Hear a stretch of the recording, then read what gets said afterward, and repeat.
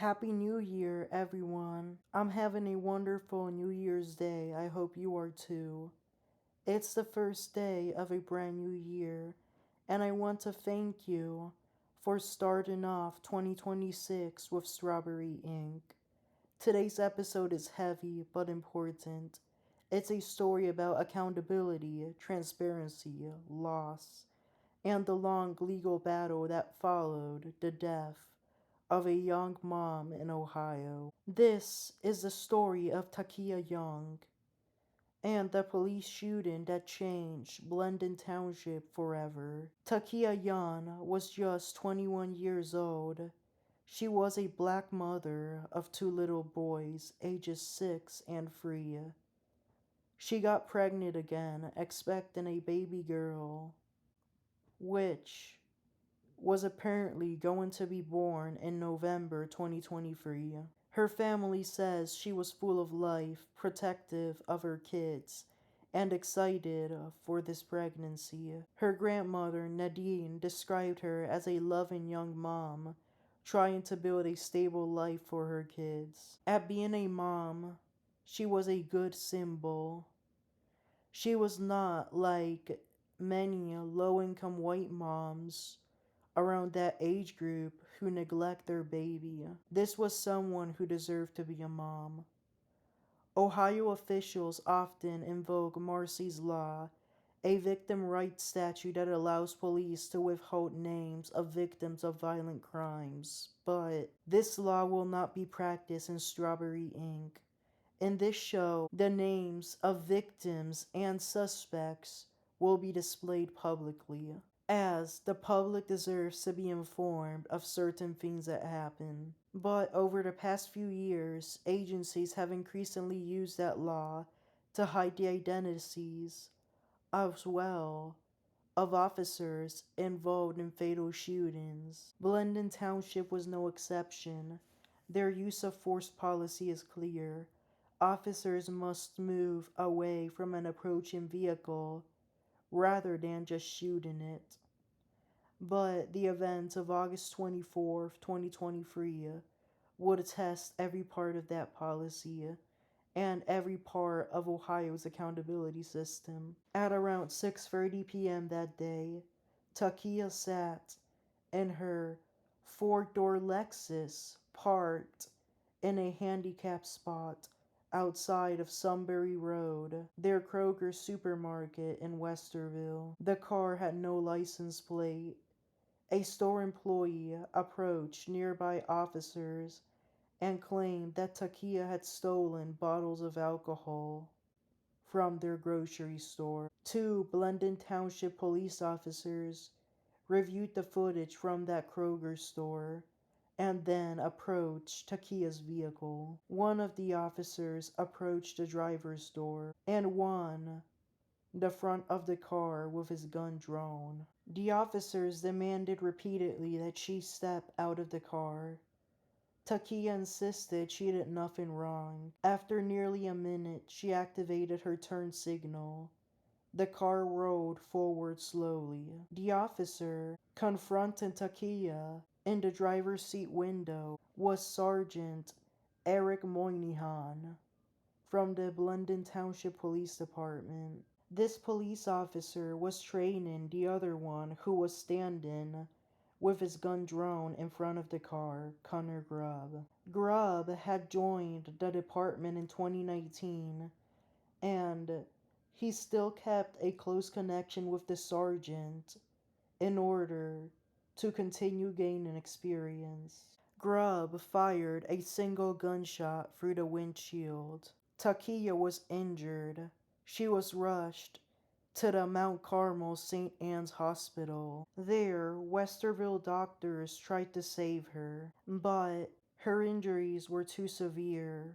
Therefore, shortly after arriving to this hospital, Takia and her unborn baby girl died. The hospital staff took things very seriously and informed the Franklin County Sheriff's Office that one of their patients was dead after being shot by a cop. Therefore, the office would start investigating this shooting. Bodycam footage was collected. It showed that as the car swerved after the shot, the officers yelled, "Stop the goddamn car." A passing ER doctor gave aid until paramedics arrived, but it was already too late.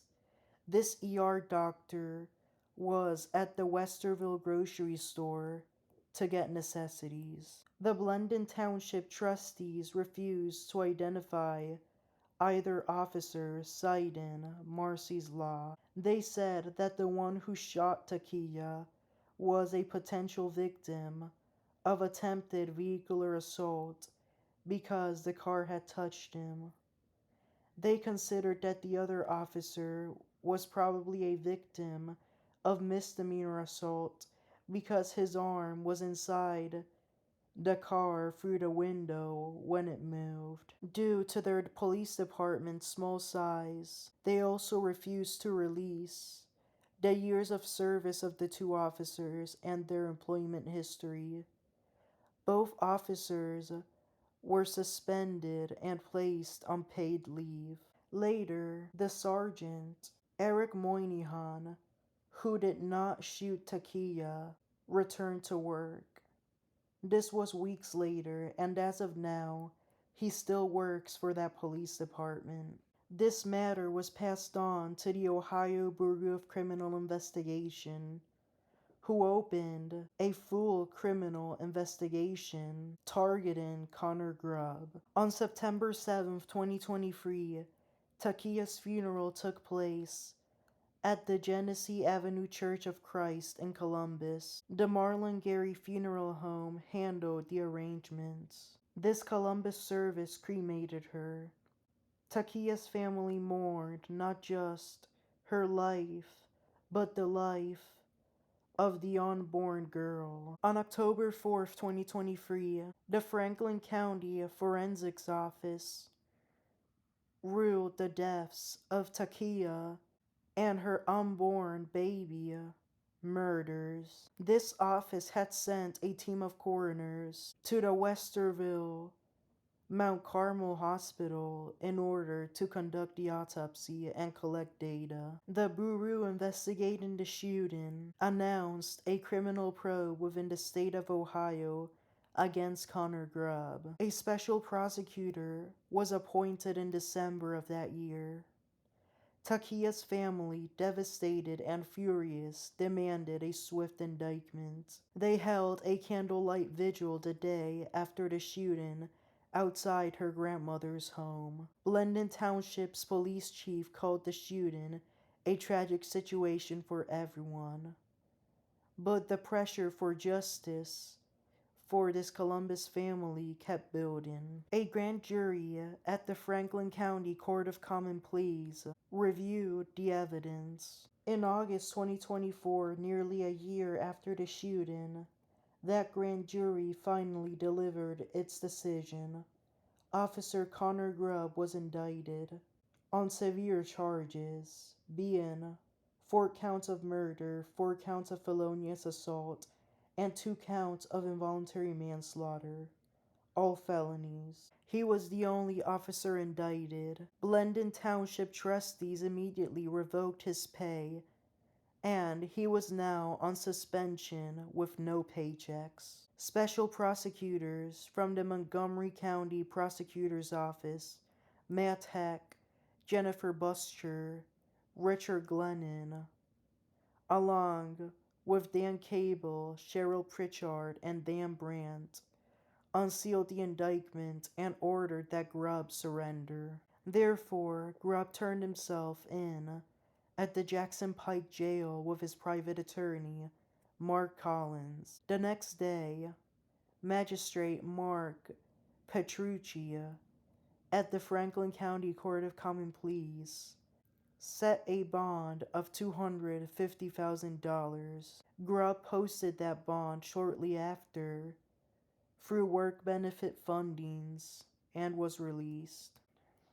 Takia's grandmother, Nadine, filed a wrongful death lawsuit against Officer Grubb, and a Kroger store. This lawsuit remains pending, and a decision is yet to be made. 2 years later, the case finally went to trial at the Franklin County Court of Common Pleas, the criminal case. A jury of 12 members and 4 alternates would decide the guilt of Connor Grubb before sending the case over to the jury. In this November 2025 trial, Judge David Young dismissed 4 charges related to the unborn baby. Therefore, now, the jury would have to make decisions regarding the guilt of 6 charges, not 10 charges. The courtroom atmosphere was tense, emotional, and filled with community members.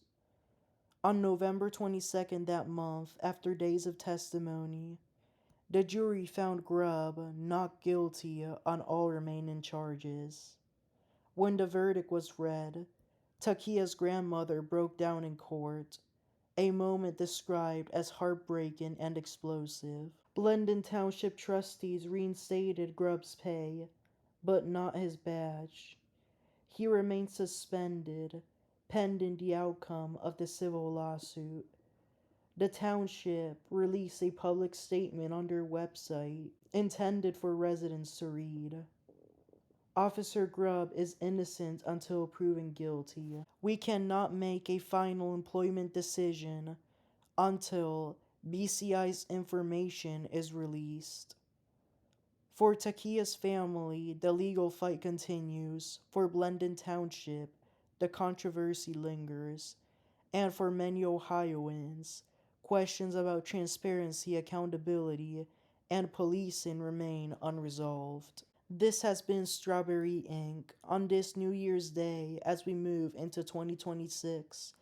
I hope we carry forward compassion, clarity, and the courage to confront difficult truths. Stay safe, stay awake, and I'll see you next episode. May Takia and her unborn baby rest in peace.